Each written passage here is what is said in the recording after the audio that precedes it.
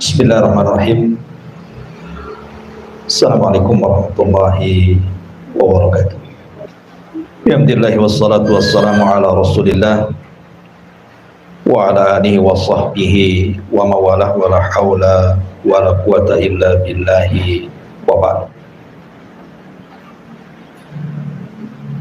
Alhamdulillah, di siang hari ini kita masih bisa duduk di taman-taman surga majelis ilmu. Salawat dan salam kita hadiahkan kepada Rasul kita Nabi besar Muhammad sallallahu alaihi wa ala alihi wasallam. Kita masuk pada bab ke-32, bab tentang takut hanya kepada Allah subhanahu wa ta'ala. Ma'asyiral muslimat yang dimuliakan Allah subhanahu wa ta'ala, terkadang dalam kehidupan kita ini ada hal-hal yang banyak kita takuti. Ada orang yang takut tidak bisa makan, ada orang yang takut akan masa depan dia dan anak-anaknya, ada orang yang takut tidak dapat pekerjaan, ada yang takut apabila dikeluarkan dari pekerjaan, atau mungkin lebih daripada itu, takut kepada berhala, kepada selain daripada Allah subhanahu wa ta'ala, dan begitu seterusnya. Jadi bab ini akan mengarahkan kepada kita tentang menempatkan rasa takut hanya kepada Allah subhanahu wa ta'ala. Allah subhanahu wa ta'ala berfirman tepat pada surah Al-Imran ayat 175. Innama dzalikumus syaitanu yukhawwifu awliya'ah fala takhafuhum wa khafuni in kuntum mu'minin. Sesungguhnya mereka tidak lain hanyalah setan-setan yang menakut-nakuti kalian dengan kawan-kawannya. Oleh karena itulah maka janganlah kalian takut kepada mereka, tapi takutlah kepada Aku, kata Allah, jika kalian benar-benar orang yang beriman kepada Allah subhanahu wa ta'ala. Ayat ini sebenarnya didahului dengan ayat sebelumnya, di mana pada surah Al-Imran ayat 173 sebelumnya Allah mengatakan, alladzina qala lahumun nas innan nasa qad jama'u lakum fahsyauhum fazadahum imanan wa qalu hasbunallah wa ni'mal wakil fanqalabu bi ni'matin minallahi wa fadlin lam yamsaskum su wattaba'u ridwanallah wallahu dzu fadlin adzim. Yaitu orang-orang yang mentaati Allah dan Rasulnya, yang ketika ada orang-orang yang mengatakan kepada mereka orang-orang kafir telah mengumpulkan pasukan, menambah pasukan mereka untuk menyerang kalian, karena itulah takutlah kepada mereka. Ternyata ucapan itu menambah kuat iman orang-orang yang beriman dan mengatakan, cukuplah Allah menjadi penolong bagi kami, dan dialah sebaik-baik penolong. Maka mereka kembali dengan nikmat dan karunia yang besar dari Allah. Mereka tidak ditimpa satu bencana pun, dan mereka mengikuti keridhaan Allah, dan Allah mempunyai karunia yang sangat besar. Sedikit tentang kenapa Allah subhanahu wa ta'ala berfirman dalam surah Al-Imran ayat 175 ini. Jadi sebab turunnya begini, Bu. Ketika kaum muslimin mengalami kekalahan dalam perang Badar, ke dalam perang Uhud, Memang betul-betul perang Uhud itu perang di mana kaum muslimin itu betul-betul kalah. Bahkan Nabi SAW diisukan meninggal karena ketika itu ada seorang sahabat yang mirip dengan Rasul namanya Mus'ab ibn Umair gugur di perang Uhud ini. Jadi sangkanya itu Nabi, sehingga tersebarlah isu kematian Rasulullah SAW di perang Uhud, padahal itu adalah kedustaan. Tetapi dengan tersebarnya isu kematian Rasul itu menciutkan sebagian hati para sahabat sehingga mereka mundur dan berakhir dengan mengalami kekalahan. Tetapi walaupun demikian, Allah Subhanahu wa taala menyelamatkan nabinya dan tidak benar berita kematian. Dan begitulah Allah Subhanahu wa taala jadikan kehidupan ini terkadang kalah, terkadang menang. Wa tilkal ayyam nudawiluha bainan nas. Terkadang hari-hari itu diputarkan oleh Allah Subhanahu wa taala.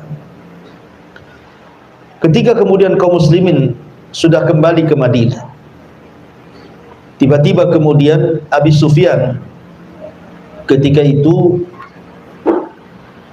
bicara kepada Abdul Qais, dan Abdul Qais ini seorang pedagang yang selalu berangkat dari Mekah ke Madinah.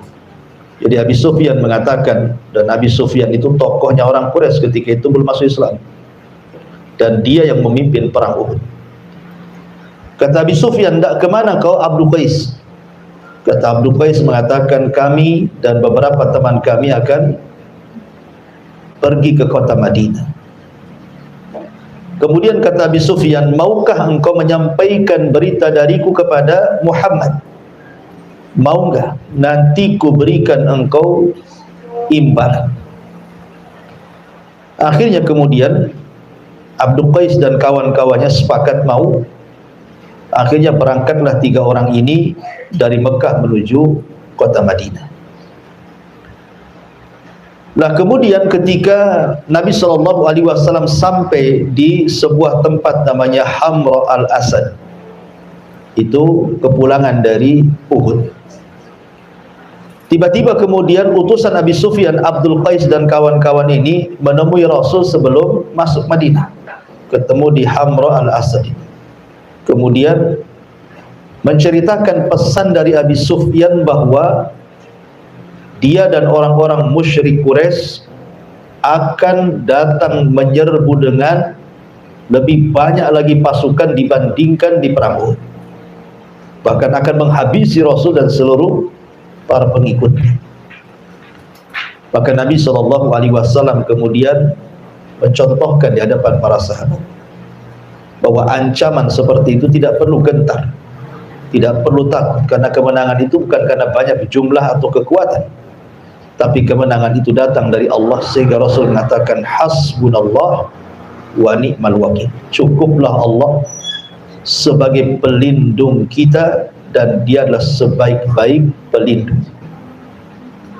Maka para sahabat ketika Rasul mengucapkan kalimat itu semakin teguh keimanannya.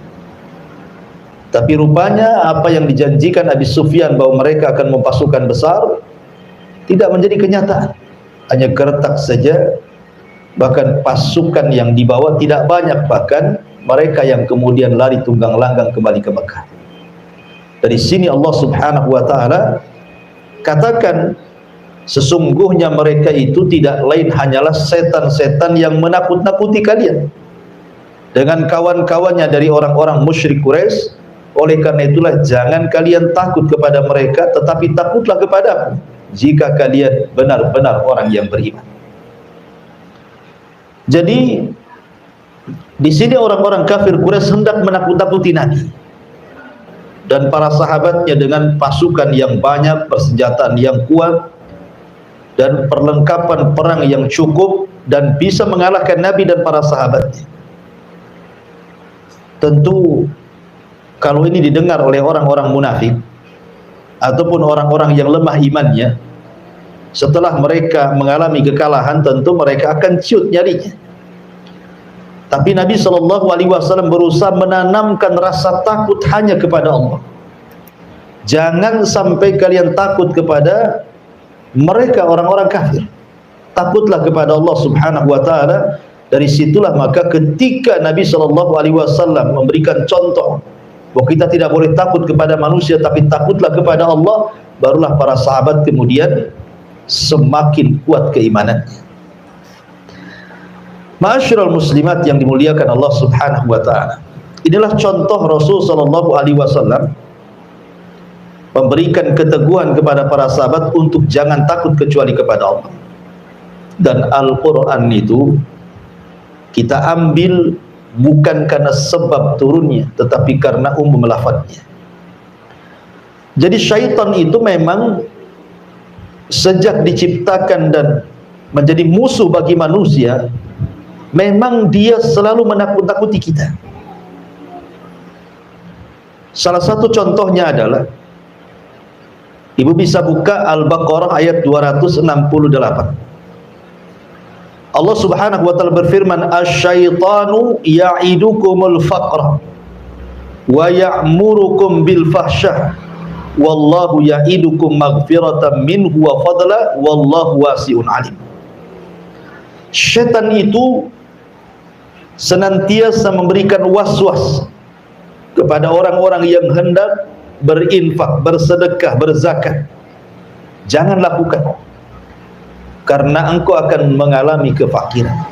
Jadi syaitan itu menjanjikan kefakiran, bahkan memerintahkan kalian untuk berbuat kejahatan, sementara Allah Subhanahu wa taala menjanjikan kepada kalian ampunan dan karunia, karena Allah maha luas pengetahuan. Imam Nawawi rahimahullahu taala mengatakan, laisa lisyaitan silahun 'alal insan. Tidaklah syaitan itu punya senjata untuk melawan manusia, kecuali bagaimana caranya menanamkan khauful faqri. Bagaimana manusia itu takut akan kefakiran. Sebab kalau seandainya manusia itu sudah takut akan kefakiran, maka manusia pasti akan berbuat jahat. Dan itu senjata syaitan untuk menakut-nakuti. Sebelum dia berbuat jahat, ditakut-takuti kefakiran. Makanya kenapa Nabi SAW mengajarkan satu doa, Allahumma inni a'udzubika minal kufri wal faqri wa adzabil qabri. Ya Allah, aku berlindung kepadamu dari kekufuran dan kefakiran serta azab kubur. Memang ada hadis yang ma'ruf di masyarakat, kadal faqru an yakuna kufran. Terkadang kefakiran itu dekat kepada kekufuran. Hadis ini tidak benar, hadis ini dhaif, ya. Akan tapi secara makna memang benar, bahwa orang-orang fakir itu mudah meninggalkan kewajiban, bahkan bisa meninggalkan agamanya. Dulu kita dapat cerita kan, gara-gara sebungkus sepermi orang bisa murtad. Zaman dulu, ya. Kalau sekarang nggak mulai sebungkus bayar. Kalau sekarang pabriknya baru murtad, dikasih pabrik.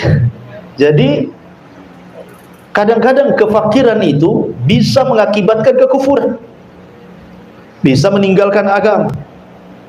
Bahkan terkadang dia bisa murka kepada Allah Subhanahu wa taala, menyalahkan Allah seolah-olah ujian dari Allah itu bagikan azab bagi dia. Makanya Nabi mengajarkan satu doa agar kita berlindung dari kefakiran dan juga kekufuran.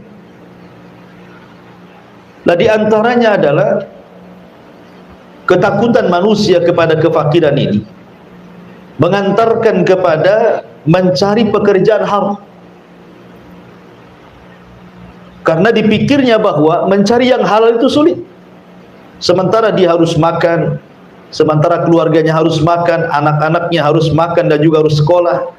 Akhirnya dia tidak peduli dengan bagaimana cara mencari harta. Makanya kenapa Nabi SAW sudah bersabda 14 abad yang silam itu, sayati alaikum zaman, akan datang zamannya kata Rasul, la yubalil mar'u bima akhadal mal. Manusia sudah tidak akan peduli bagaimana cara mengambil harta. karena takutnya miskin. Sementara rasa takut ini adalah was-was yang dibentuk oleh syaitan untuk menakut-nakuti manusia, sehingga rasa takut yang dalam kepada kefakiran itu akhirnya mengantarkan mencari barang-barang atau pekerjaan-pekerjaan yang diharamkan Allah Subhanahu wa ta'ala. Ataupun mungkin kefakiran ini juga bukan hanya sekedar mengantarkan kepada mencari hal-hal yang kemudian diharamkan dari pekerjaan, terkadang juga sampai kepada membatasi keturunan. Ingat, Nabi SAW mengatakan, tazawwajul walud wal wadud fa inni mukathirun bikumul umam yaumal qiyamah. Kata Rasul, nikahilah wanita yang tukang beranak dan juga penyayang kepada suami.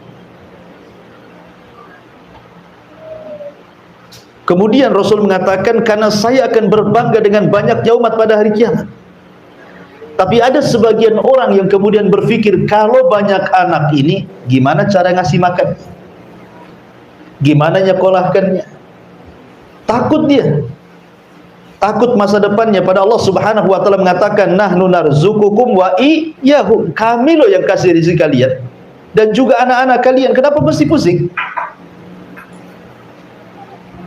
Lah terkadang kemudian perasaan takut kepada selain Allah yang dihembuskan oleh syaitan, salah satunya kepada kefakiran, itu mengantarkan orang akhirnya membatasi keturunan, padahal tujuan pernikahan itu adalah memperbanyak keturunan, ya. Kemudian juga yang ketiga, terkadang juga banyak akhirnya kemudian anak-anak muda terhalang dari menikah. Alasannya belum ada pekerjaan, alasannya belum mapan, alasannya nanti saya kasih makan apa istri saya, gitu ya. Padahal Allah Subhanahu wa ta'ala jelas-jelas yang mengatakan bahwa iyakunu fuqara yughnihimullah. Kalau kalian fakir, nanti Allah kasih kekayaan. Dulu kita saja atau ibu-ibu dulu kan waktu menikah dengan suami ibu, awal-awal nikah kan banyak yang nggak punya rumah tuh. Tapi seiring dengan waktu, awalnya nyewa, akhirnya cari lahan, atau mungkin nyicil beli rumah, punya rumah. Yang nggak punya kasur sendiri beli kasur, punya kulkas, punya ini, punya itu, akhirnya lengkap satu rumah kan. Lah siapa yang kasih itu kalau bukan karena Allah Subhanahu wa ta'ala? Dan itu sekali lagi bahwa itu adalah syaitan. Syaitan membisikkan di telinga anak-anak muda supaya menjauhi pernikahan, supaya tabatul, sehingga disuruh maksiat kepada Allah Azza wa Jalla. Karena kalau dia tidak menikah, dia tidak bisa melampiaskan nafsunya kepada yang dihalalkan, akhirnya melakukan hal-hal yang diharamkan Allah Azza wa Jalla. Dari sinilah kemudian Allah mengatakan, ya'idukumul faqra wa ya'murukum bil fahsya. Setan menjanjikan kefakiran, habis itu memerintahkan untuk berbuat kerusakan. Kemudian juga termasuk juga karena takut kefakiran, terkadang ada orang-orang tua yang punya anak gadis gitu ya. Ketika sudah waktunya menikah, terkadang dia pilih-pilih jodoh tuh anak. Kalau dia tidak beragama tuh, mesti doktrin orang tuanya kepada anak gadis tuh, nah kalau cari jodoh cari yang mapan. Kalau bisa PNS, ya. Kalau bisa yang paslon yang banyak kan gitu ya. Jadi kadang-kadang seperti itu. Ya minimalnya pengusaha katanya. Minimal pengusaha itu, maksimalnya apa? Menteri ya.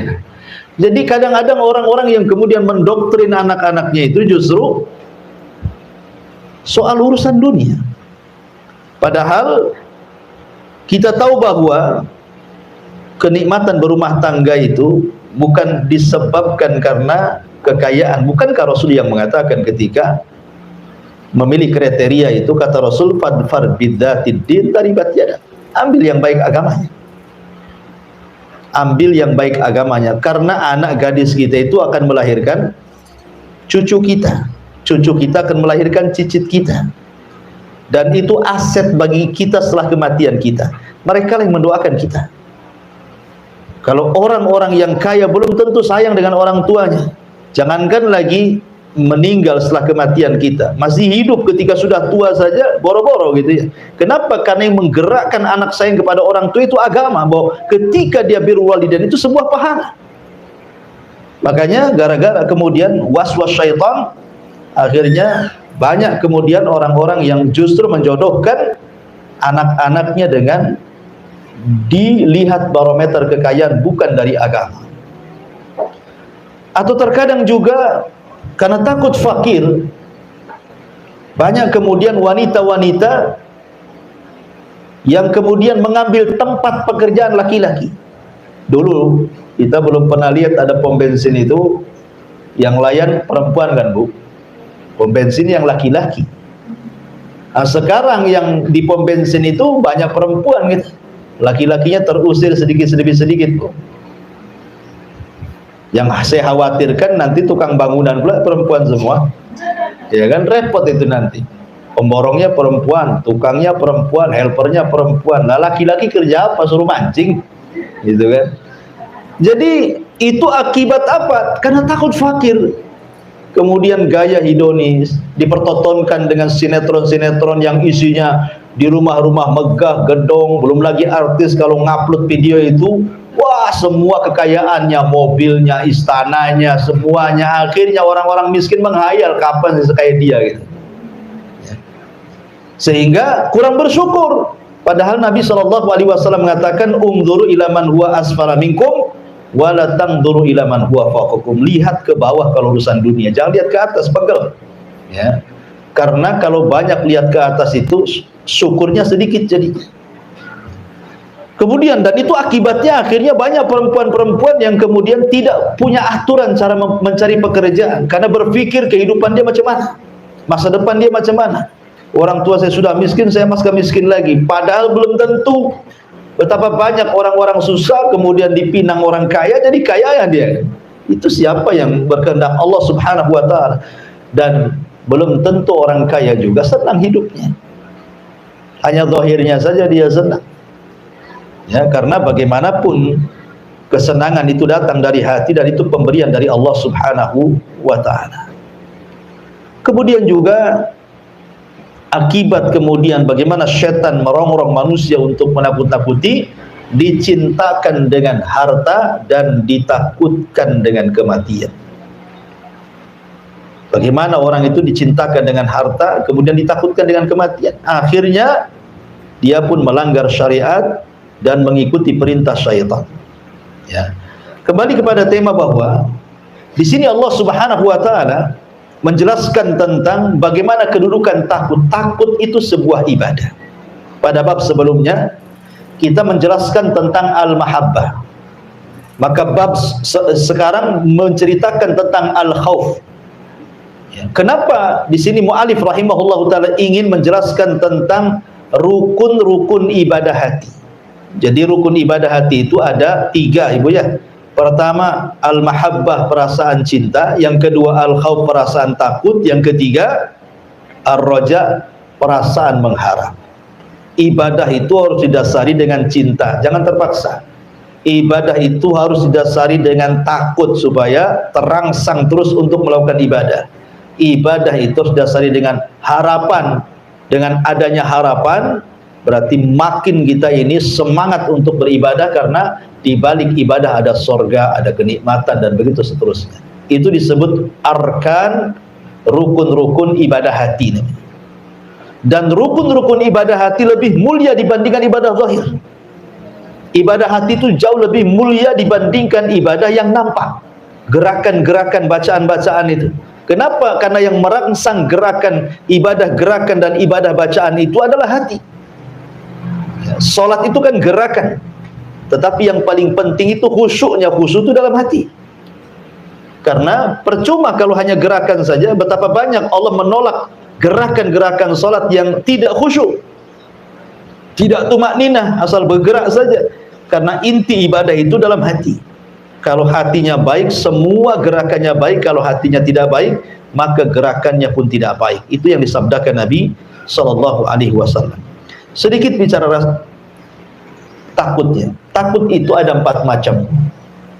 Takut itu ada 4 macam. Yang pertama, takut kepada Allah yang sudah saya jelaskan. Tidak boleh takut kecuali kepada Allah. Tidak boleh takut kecuali kepada Allah. Dan ini takut ibadah, namanya takut tauhid, berpahala. Waliman khafa maqama rabbih jannatan. Bagi orang yang takut kepada Rabbnya, maka dia dapat 2 surga. Yang kedua namanya al-khaufu atau khaufus sir. Rasa takut yang terselubung dalam hati. Seperti takut kepada berhala, takut kepada sesembahan. Ya, itu syirik besar, tak boleh. Tak boleh takut kepada sesembahan. Seperti takutnya orang-orang musyrik di zaman Nabi SAW. Kalau mereka sampai meninggalkan sembahan mereka, maka akan ditimpa azab. Ya, sehingga lihat para nabi ketika menghadapi kaumnya, seperti contohnya umpamanya Nabi Allah Hud alaihi salatu wassalam. Dia mengatakan kepada kaumnya, fakiduni jami'an summa la yundur. Silahkan kalian bersepakat dengan berhala kalian, buat makar untukku, aku tunggu, jangan lama-lama, sekarang juga. Artinya Hud menanamkan bahwa kita tidak boleh takut kepada berhala-berhala. Takut itu hanya kepada Allah Azza wa Jalla. Ya.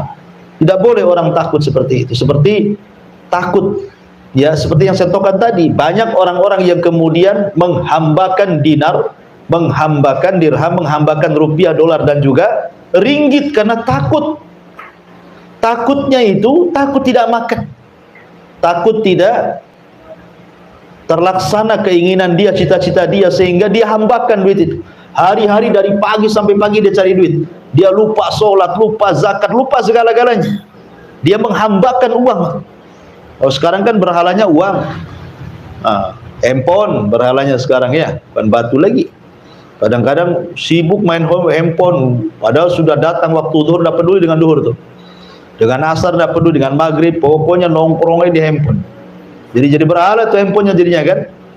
Ini kalau kemudian dia lebih takut kepada selain Allah Azza wa Jalla dibandingkan takut kepada Allah, oh hati-hati. Ya, ini takut sir. Ini syirik, kesyirikan, tidak boleh. Jadi ma'asyiral muslimat yang dimuliakan Allah Azza wa Jalla, ataupun datang ke kuburan-kuburan orang soleh, ke kuburan orang-orang soleh gitu. Dia takutnya kepada kuburan itu melebihi takut dia kepada Allah. Itu juga bisa mengantarkan kepada kesyirikan kepada Allah Azza wa Jalla. Kemudian yang ketiga, takut tapi tidak sampai syirik. Cuman rasa takut ini mengantarkan akhirnya meninggalkan yang wajib atau melaksanakan yang haram. Contoh, ibu diancam sama suami, ya, kau jangan sholat, nah itu ya. Akhirnya ibu takut, betul-betul tak sholat. Kenapa tak sholat? Takut sama suami. Kalau saya sholat saya dipecat katanya kan, saya ditalak, saya takutlah katanya. Atau dalam sebuah perusahaan, aturan perusahaan tidak boleh ada sholat. Akhirnya kemudian orang tidak mau keluar dari perusahaan itu. Jadi ketika ditanya, kenapa kau tidak keluar dari perusahaan itu? Ya, bukankah di perusahaan itu ketat tidak boleh sholat? Takut saya kalau keluar nggak ada kerjaan lagi, ya nggak apa-apalah kan itu ya. Akhirnya rasa takutnya meninggalkan yang wajib dan mengerjakan yang haram. Nah, ini takut haram, tidak sampai syirik, ya, takut haram. Dan yang terakhir tentu disebut dengan takut tabiat. Ya wajar ibu takut diancam orang, ya, ada preman ngancam kita takut, itu tabiat. Ya, takut sama buaya, apalagi buaya darat gitu kan. Jadi kalau memang takut seperti itu tabiat, tidak ada masalah. Tapi yang jelas bahwa dari semua takut itu yang paling utama takutlah kepada Allah Subhanahu wa taala. Kemudian dalil yang kedua, Allah Subhanahu wa taala berfirman, "Innama ya'muru masajidallah man amana billahi wal yaumil akhir wa aqama sholata wa ata zakata wa lam yahsha illallah fa asa ulaika an yakunu minal muhtadin." Orang-orang yang memakmurkan masjid-masjid Allah hanyalah orang-orang yang beriman kepada Allah dan hari akhir, serta mendirikan salat, menunaikan zakat, dan tidak takut kepada siapapun selain kepada Allah. Mereka adalah orang-orang yang diharapkan termasuk golongan orang-orang yang mendapatkan petunjuk. Dalam ayat yang kedua At-Taubah 18 ini, Allah Subhanahu wa taala ingin menjelaskan kepada kita bahwa orang-orang yang memakmurkan masjid itu ada dua macam.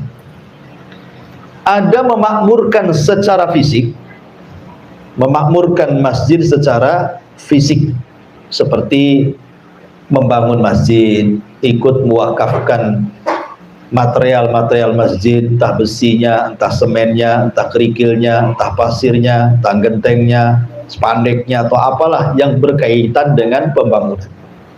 Dan ini besar pahalanya. Sebagaimana Nabi SAW mengatakan, man bana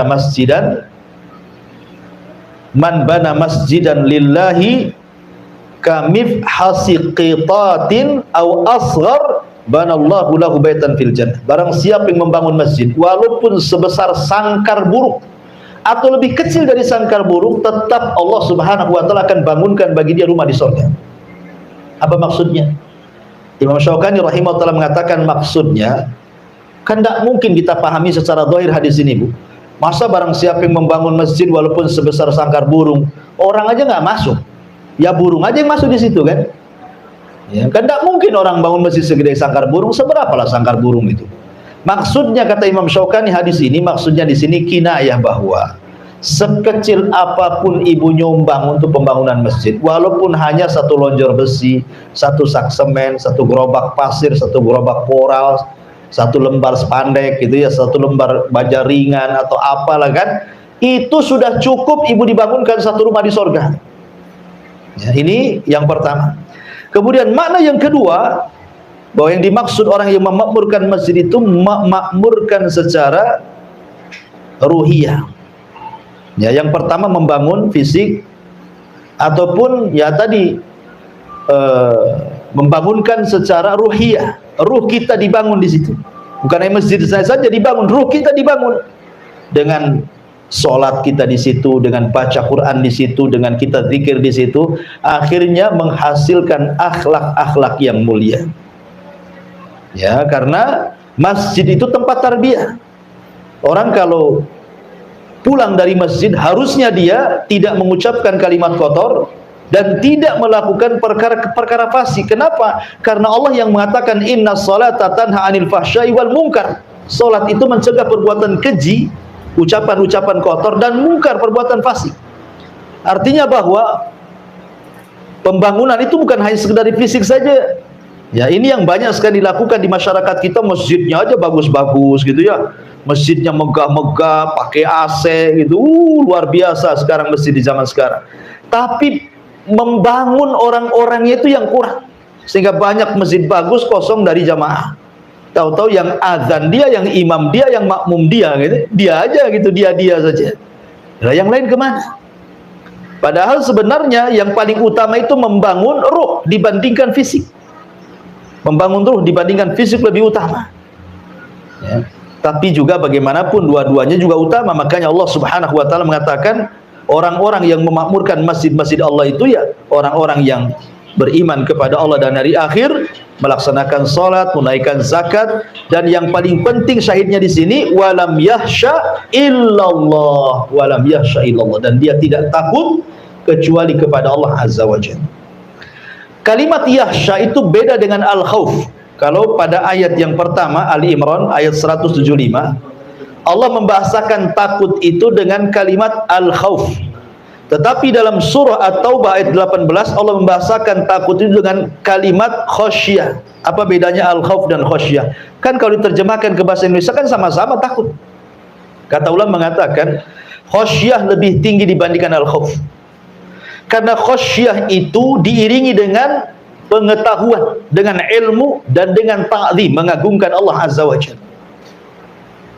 Di mana orang-orang itu kalau sudah sampai level khasyah, betul-betul dia takut karena diiringi dengan pengetahuan. Maknanya dia tahu apa yang ditakutkan. Makanya kenapa ketika Allah mensifatkan para ulama, Allah mengatakan innama yakhsyallah min ibadihil ulama. Orang-orang yang takut kepada Allah itu mereka para ulama, para penuntut ilmu yang punya pengetahuan. Kenapa? Karena hanya mereka yang tahu apa yang ditakutkan. Ya, manusia kan dua, ada yang takut tapi tidak tahu apa yang ditakutkan, ada yang takut memang dia tahu apa yang ditakutkan. Ya. Jadi ulama itu tahu. Kenapa mereka takut? Karena tahu yang ditakutkan. Selain ulama itu yang nggak takut wajar, karena nggak tahu apa yang ditakutkan gitu ya. Makanya khasyah itu lebih tinggi dibandingkan khauf. Dan orang-orang yang masuk ke masjid harusnya bukan hanya sekedar al-khauf, tetapi juga mendapatkan predikat khasyah. Jadi ketika masuk masjid itu dia tahu apa yang ditakutkan dalam masjid itu. Kenapa dia sholat? Karena takut akan neraka, takut akan adab, takut disiksa dan begitu seterusnya. Ya, jadi khasyah itu lebih tinggi dibandingkan al-khauf. Kemudian Allah mengatakan fa asa ulaika an yakunu minal muhtadin. Kemudian di dalam ayat yang lain Allah mengatakan, disebutkan dalam surah Al-Ankabut ayat 10, wa minan nasi man yaqulu amanna billah fa idza udhiya fillahi ja'ala fitnatan nasi ka'adzabillah wala in jaa nasru mir rabbika la yaqulanna inna kunna ma'akum awalaysa Allahu bi'a'lama bima fi suduril alamin. Di antara manusia ada yang berkata, kami beriman kepada Allah, maka apabila dia disakiti karena beriman kepada Allah, dia anggap siksaan manusia itu seperti siksaan Allah. Sungguh jika datang pertolongan dari Rabb, mereka pasti akan berkata, sesungguhnya kami beserta kalian. Bukankah Allah lebih mengetahui apa yang tersimpan dalam dada semua manusia? Maksudnya begini, ayat ini bagus sekali. Kita jabarkan sedikit, agak panjang. Ada yang mengatakan bahwa ayat ini adalah isyarat kepada orang-orang munafik. Jadi orang-orang munafik dan lemah imannya, kalau diuji oleh Allah Subhanahu wa taala di zaman Nabi sallallahu alaihi wasallam, maka mereka mengatakan ujian itu seolah-olah adab dari Allah Azza wa Jalla, bukan sebagai pengangkat derajat dan penghapus dosa, ya kan? Berbeda dengan orang-orang yang beriman, justru mereka menjadikan ujian Allah itu sebagai keyakinan bahwa Allah sedang mengangkat derajatnya dan Allah sedang menghapus dosa-dosanya dan Allah sedang menggembleng dari kesabaran. Karena begini Bu ya, manusia di depan ujian Allah Subhanahu wa taala itu ada 4 macam. Kalau seandainya ibu diuji oleh Allah, sakit, berkepanjangan, ekonomi lagi bermasalah, apalagi BBM naik gitu, semua naik jadinya Bu ya. Ya, sampai COD aja naik tuh. Shopee aja naik ongkosnya katanya. Naik semua ibu ya. Sampai ibu pun naikkan juga uang belanjanya itu sama suaminya. Kenapa dinaikkan dek? BBM naik bang, nggak dengar BBM naik katanya. Ada yang sampai seperti itu. Jadi kalau ada orang diuji nih, entah itu kematian orang dicintainya, atau mungkin kefakiran hidupnya, atau penyakit yang dideritanya, dan begitu seterusnya. Manusia itu menghadapi ujian itu ada 4 kategori, ada 4 orang, ada 4 macam. Yang pertama ada orang yang Masya Allah tasahud Bu. Tasahud itu artinya enggak redho dengan ujian, enggak ikhlas dengan musibah. Ya, kayaknya musibah ini azab dari Allah Subhanahu wa taala bagi dia. Bahkan lebih parah lagi, bukan hanya hatinya saja tidak ikhlas, tidak redha Bu, lisannya pun kadang-kadang ikut menunjukkan ketidakredhaan. Lisannya itu ngomong, kenapa mesti aku terus? Kenapa enggak tetangga sebelah saja katanya. Gitu ya. Kenapa aku sakit terus gitu? Kapan sembuhnya?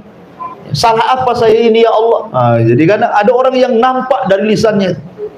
Kenapa si anak saya saja nggak naik kelas? Kenapa anak si fulan nggak naik terus? Ya karena bodoh mungkin anaknya. Jadi ada yang kemudian itu menjadikan ujian itu betul-betul tasahud, dia nggak redho, dia marah-marah dia. Nah, ini orang yang kunut min rahmatillah, orang-orang yang putus asa dari rahmat Allah. Ini bahaya.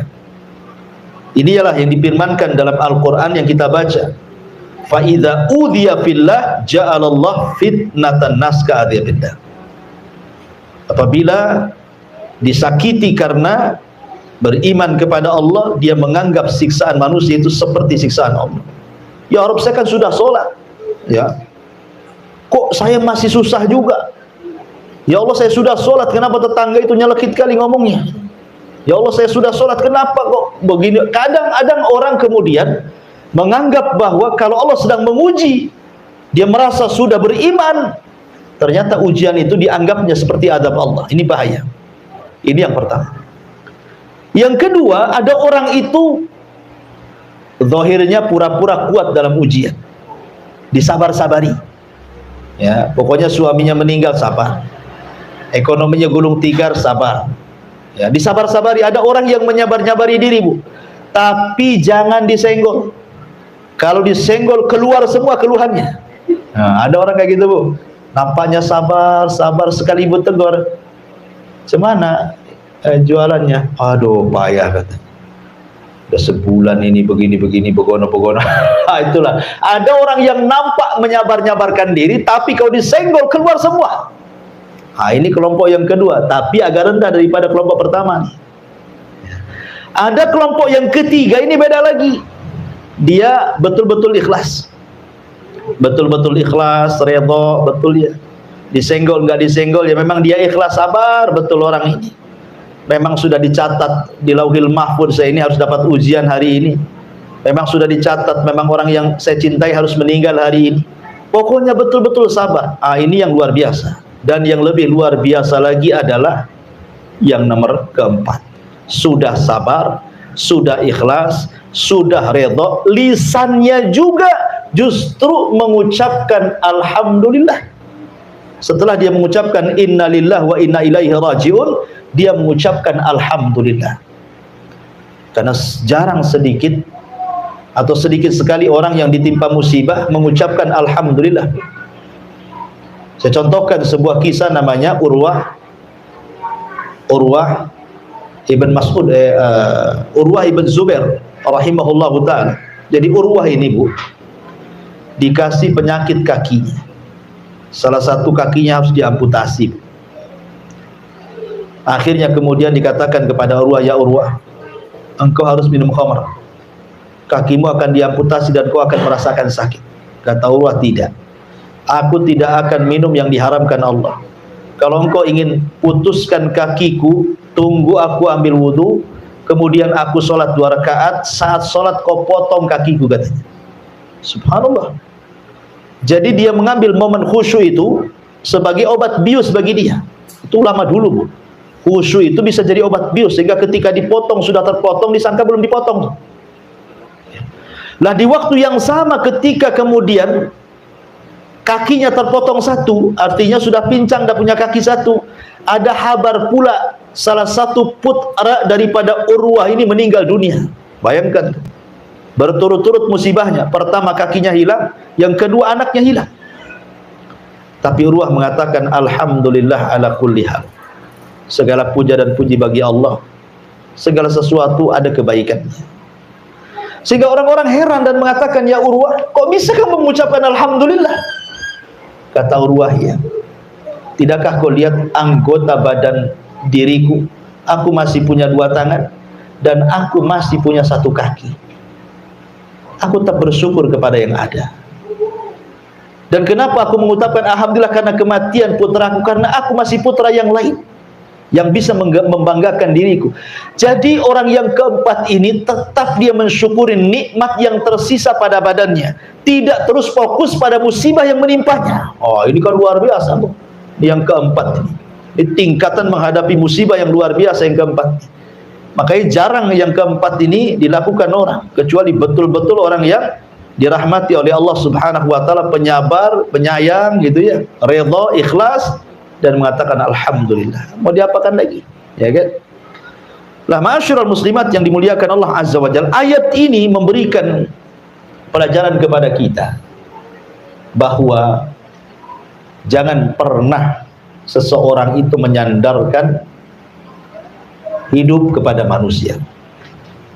Sebab kalau seandainya manusia menyakiti kita, maka kita anggap mereka menyakiti seolah-olah adab dari Allah Subhanahu wa ta'ala. Makanya nanti hadis setelahnya Nabi SAW mengatakan, "Manil tamas ridallah bi sakhatin nas radhiyallahu anhu wa arda, anhun nas wa man iltamasa ridwan nas bi sakhatillah sakhitallah alaihi wa askhata alaihi nas. Barang siapa yang mencari keridhaan Allah walaupun membuat orang marah, maka Allah akan redha kepadanya. Dan barang siapa yang mencari keridhaan manusia dengan perkara yang bisa mendatangkan kemarahan Allah, maka Allah akan marah kepadanya dan membuat orang-orang jadi marah kepadanya. Jadi memuliakan diri sendiri, jangan pernah menyandarkan kepada orang lain. Sebab kalau seandainya orang ini kemudian terputus dari kita, itu sakitnya itu luar biasa, dan dianggap ini ujian terberat bagi dia, dan ini azab yang Allah timpakan kepada dia. Saya contohkan dari sejarah, Bu ya. Nabi SAW ketika pulang dari Taif, Rasul pulang dari Taif,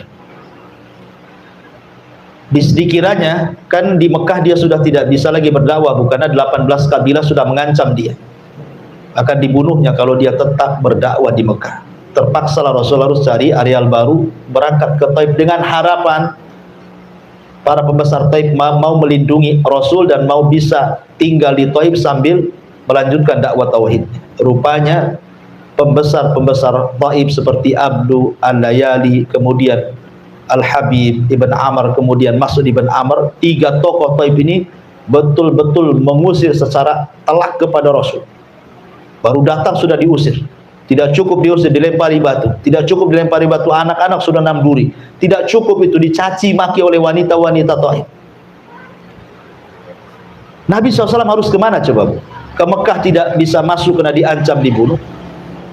Mau masuk Taif lagi tidak bisa karena dilempari batu. Tetapi tidak pernah keluar dari lisan Nabi SAW sebuah kata-kata bahwa ujian ini merupakan adab dari Allah. Rasul tidak pernah mengatakan, ya Allah, apakah ini balasan orang yang mengemban risalah? Contohnya umpamanya, ya Allah, apakah begini orang-orang yang kemudian mengemban kenabian dan kerasulan? Kenapa mesti aku yang disakiti? Kenapa tidak mereka saja? Kenapa mesti aku seperti ini? Rasul tidak mengatakan seperti itu. Tapi subhanallah, Nabi SAW mengajarkan kepada kita sebuah doa saat disakiti orang Taif itu. Apa kata Rasul?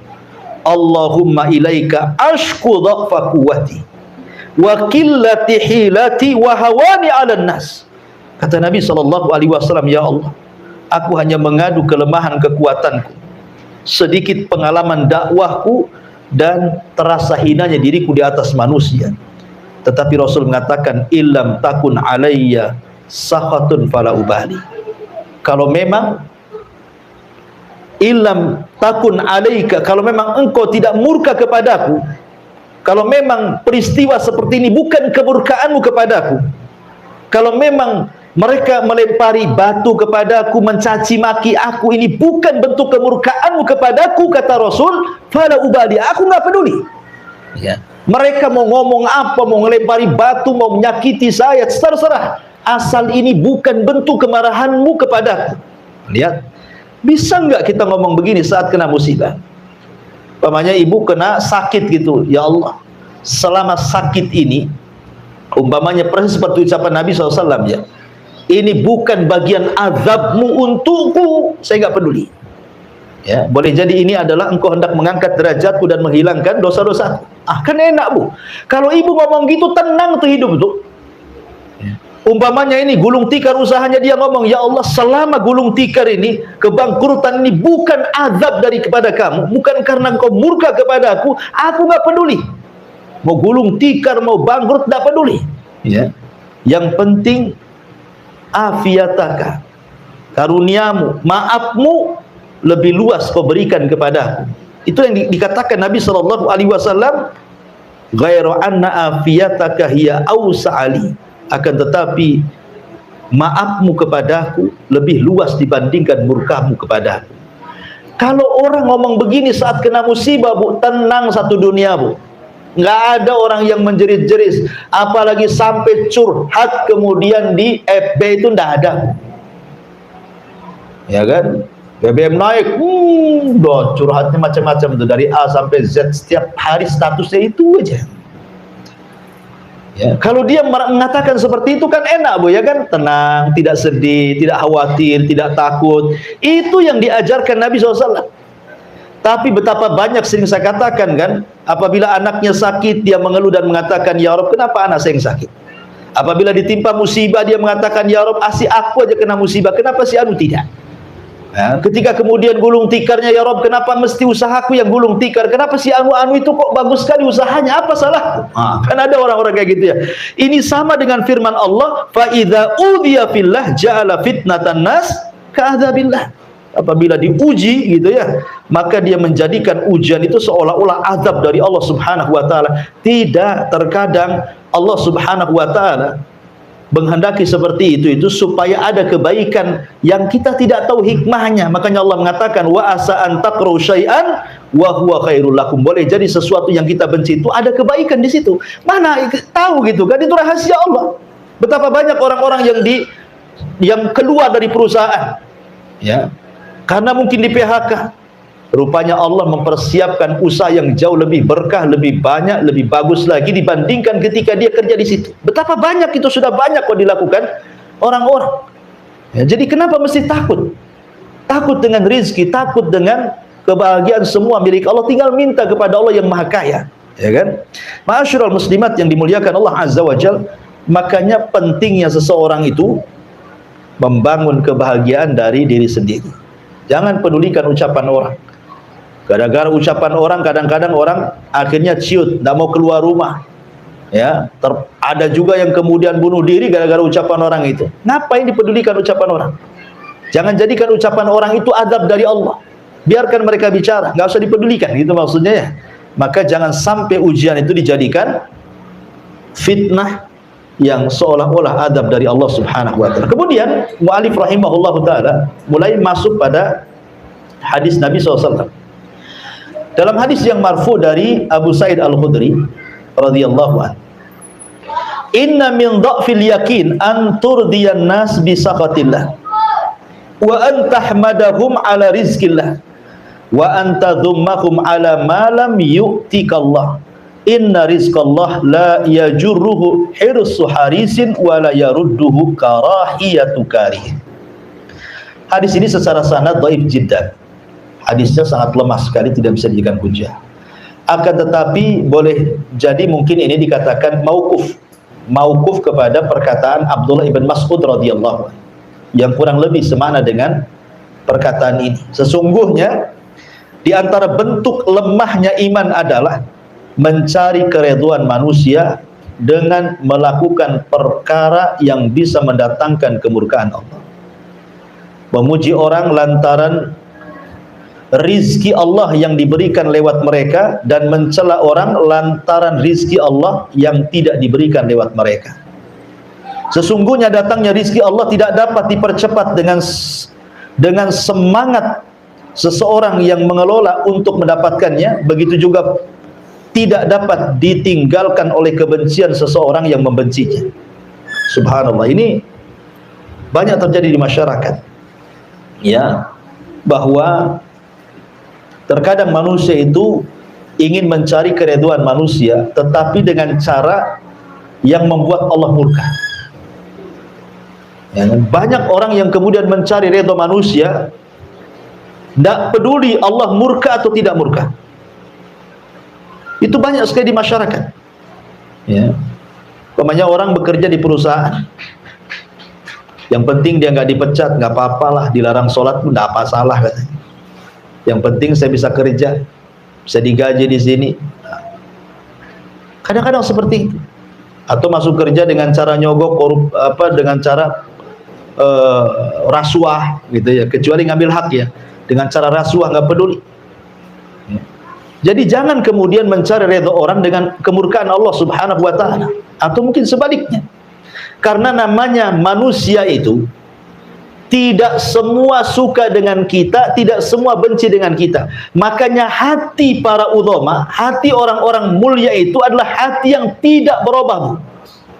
Kalau ibu ini orang berakal, orang mulia, jangan pernah merubah hati gara-gara celaan, dan juga jangan pernah merubah hati gara-gara pujian. Bagi ibu pujian dan celaan sama saja. Jangan kalau ibu dipuji langsung ibu masuk kamar kemudian bercermin, gitu ya. Jadikan ibu cerminnya. Karena hati orang-orang yang mulia itu tidak berubah. Mau dicela sama saja, mau dipuji pun sama saja. Jangan pula kalau dicela hidungnya kecil, kalau dipuji hidungnya membengkak, begitu Bu ya. Bukan begitu, ya. Supaya kita ini tidak ciut kalau ada orang yang tidak suka dengan kita. Karena orang berbuat baik saja, tidak semua orang suka dengan kita, apalagi berbuat jahat.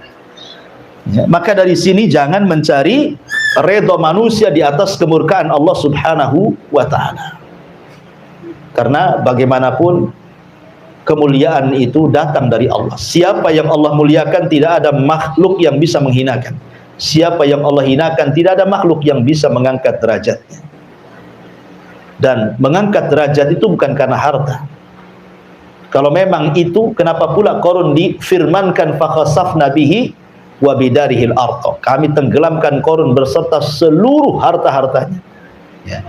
Kalau memang kemuliaan itu ada pangkat dan jabatan, bagaimana pula kemudian Fir'aun ditenggelamkan? Fa'aghraqnahum. Kami tenggelamkan Fir'aun. Kalau memang kemuliaan itu datang dari kesehatan dan anak-anak yang banyak, kenapa Walid ibn Mughirah difirmankan sa'uslihi saqar, saya akan masukkan kau ke neraka saqar? Kalau memang kemuliaan itu ada pada kesombongan, kekuasaan, kenapa Namrud dibunuh oleh seekor nyamuk yang masuk ke hidungnya, bersarang di otaknya 40 tahun kemudian meninggal? Ya, semua diadab oleh Allah. Jadi kemuliaan itu milik Allah Subhanahu wa ta'ala. Kalau ingin cari kemuliaan, minta kepada Allah. Jangan minta kepada manusia. Jangan pula minta penilaian manusia. Tidak perlu dinilai manusia. Yang penting kita dapat nilai dari Allah Subhanahu wa ta'ala. Kemudian dari hadis yang terakhir, Aisyah radhiyallahu anha menuturkan bahwa Nabi SAW bersabda, "Manil tamasa ridallah bisakhatin nas, radhiyallahu anhu wa ardahun nas wa arda anhun nas." Barang siapa yang mencari keridhaan Allah walaupun membuat orang marah, maka Allah akan redha kepadanya dan membuat orang-orang jadi redha kepadanya. Tapi sebaliknya, wa man iltamasa ridhan nas bisakhatillah sakhitallahu alaihi wa ashata alaihin nas. Barang siapa yang mencari keridhaan manusia di tengah-tengah kemurkaan Allah, maka Allah murka kepadanya dan Allah akan buat manusia murka kepadanya. Sebenarnya perkataan Aisyah radhiyallahu anha ini adalah balasan surat kepada gubernur, kepada seorang sahabat namanya Muawiyah ibn Abi Sufyan ketika menjadi gubernur di Syam. Jadi Muawiyah bin Abi Sufyan ini mengirim surat kepada Aisyah radhiyallahu anha, "Wahai Aisyah ummul mukminin, berikan nasihat pendek kepadaku. Berikan wasiat pendek, nasihat pendek kepadaku." Maka Aisyah radhiyallahu anha kemudian menulis dari Aisyah ummul mukminin kepada Muawiyah bin Abi Sufyan, "Amma ba'du, aku sesungguhnya mendengar sabda Nabi sallallahu alaihi wasallam, barang siapa yang mencari keridhaan Allah walaupun membuat orang marah, maka Allah akan redha kepadanya dan membuat orang akan redha kepadanya. Dan barang siapa yang mencari keridhaan manusia dengan perkara yang mendatangkan kemarahan Allah, maka Allah akan murka kepadanya dan Allah akan jadikan manusia juga murka kepadanya." Jadi ini isi surat kepada Muawiyah dari Aisyah radhiyallahu anha ummul mukminin. Dan dari sini ada pelajaran bahwa sekali lagi jangan pernah takut kecuali kepada Allah. Katakan ibu yang benar walaupun manusia marah. Selama perkataan ibu ini hak, ibu mengajak dakwah kepada tauhid keluarga, walaupun satu keluarga benci sama ibu, tidak ada masalah. Ya, umpamanya ibu ada keluarga yang masih awam terhadap tauhid, masih syirik, masih datang ke dukun, masih percaya tangkal, masih percaya dengan nenek moyang, ibu dakwai mereka. Nggak boleh ini syirik, nggak boleh ini berselisih kepada sunnah. Akhirnya ibu dibenci sama keluarga, nggak apa-apa. Yang penting ibu dapat keridhaan Allah Azza wa Jalla. Daripada ibu diamkan, yang penting keluarga dekat dengan ibu tapi keluarga syirik dibiarkan. Janganlah nanti kalau saya kasih tahu nanti pula saya pula nanti jauh dari keluarga. Itu namanya mencari keridhaan manusia di atas kemurkaan Allah tuh. Ya, sampaikan yang benar, qulil haq walau kana murra. Sampaikan kebenaran walaupun itu pahit rasanya. Karena kadang menyampaikan yang hak itu memang perlu pengorbanan. Ya, perlu pengorbanan. Ya, terkadang konsekuensinya tadi akhirnya dijauhi orang, akhirnya dibilang macam-macam. Nabi loh dibilang gila, penyair, tukang tenun, penyihir. Gara-gara apa? Menyampaikan tauhid, menyampaikan yang benar. Yang penting Allah redha, sekalipun satu dunia benci, tidak ada masalah. Itulah perkataan Nabi SAW tadi, illam takun alayya sakhatun fala ubali, selama engkau tidak murka kepadaku, aku gak peduli. Ya, itulah yang harusnya jadi prinsip hidup bagi kita semua. Wallahu alam. Ini yang bisa sampaikan dari bab yang ke-32, takut kepada Allah. Silakan kita buka tanya jawab.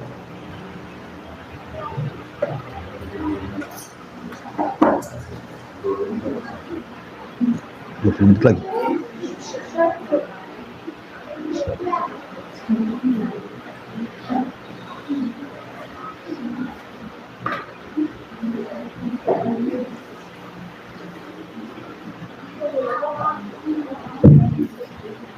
Assalamualaikum warahmatullahi wabarakatuh. Ya, waalaikumsalam warahmatullahi wabarakatuh. Ustaz, Ana mau tanya, kalau kita tak bisa mengatakan itu azab dari Allah, salahkah kita mengatakan mungkin ini teguran dari Allah gitu, atau pada Allah gitu?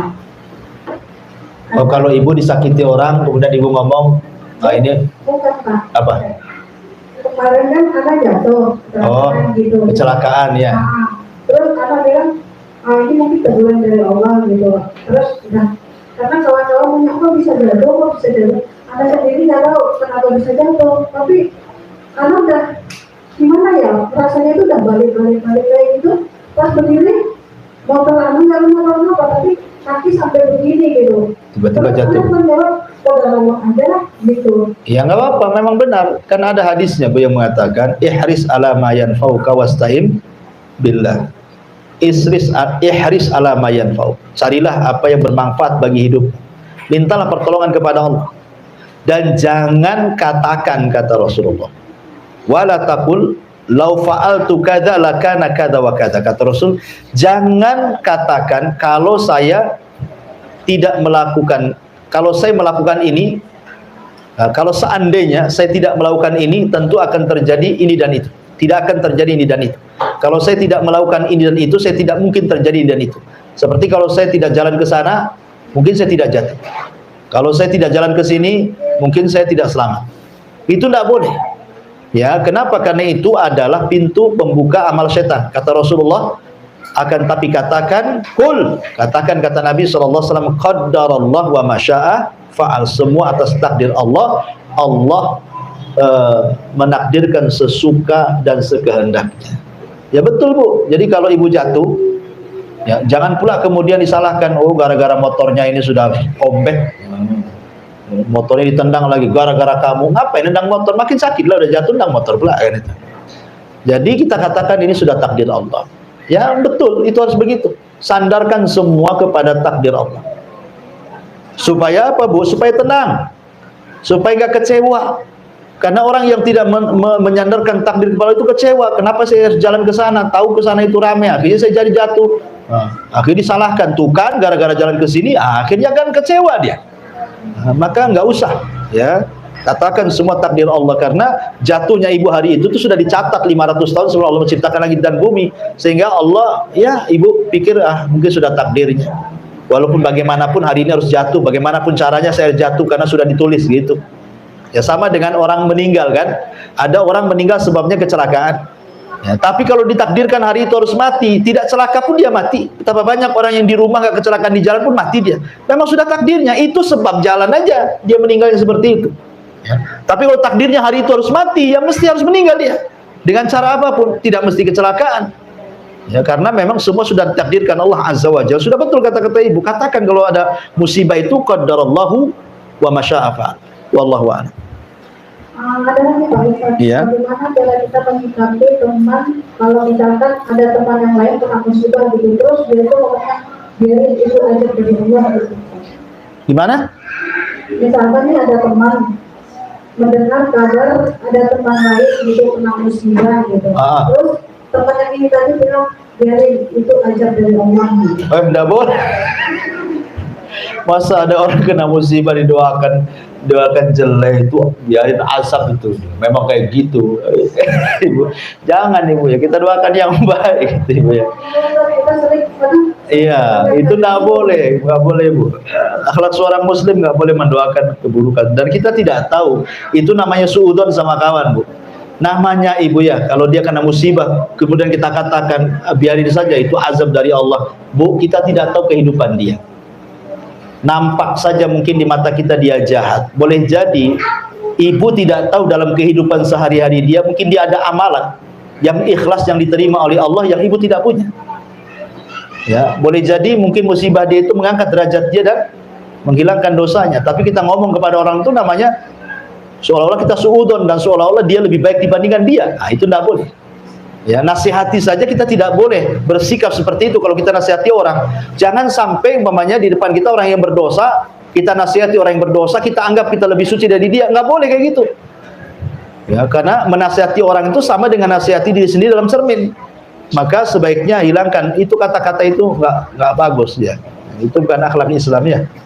Wallahu a'lam. Wa ya. Salam ya.